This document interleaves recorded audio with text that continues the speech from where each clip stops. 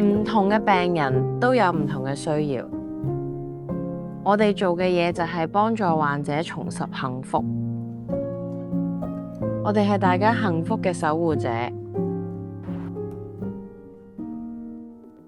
好多朋友咧話：哎呀，我自己冇咗牙，或者屋企爸爸媽媽冇牙，咁我哋應該點樣鑲牙？選擇邊種方式會更加好呢？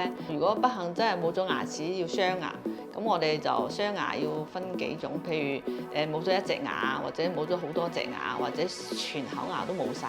咁我哋嘅鑲牙方式係會唔同嘅。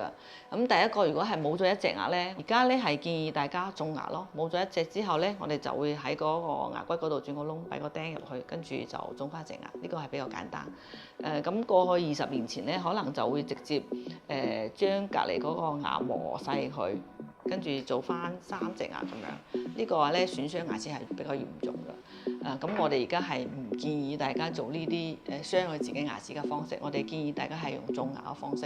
咁如果係多隻牙冇咗，或者成口冇咗，咁我哋要點算呢？咁我哋首先咧係評估大家身體嘅條件。如果身體條件係 OK 嘅，譬如血壓、血糖啊，身體冇咩特殊嗰個情況，咁我哋就會建議大家做全口種牙嘅。譬如呢一個伯伯佢就種咗全口牙。咁我哋愛康健同其他機構點解會覺得收費有少少高呢？係因為我哋呢一副牙係會做試啤放喺度，咁到時如果萬一啲牙有特殊嘅情況翻嚟呢，我哋係會同你再裝翻上去，咁口入邊嗰一副呢就拆咗落嚟，我哋攞去加工廠嗰度進行維修嘅，咁呢一 part 係唔收費嘅。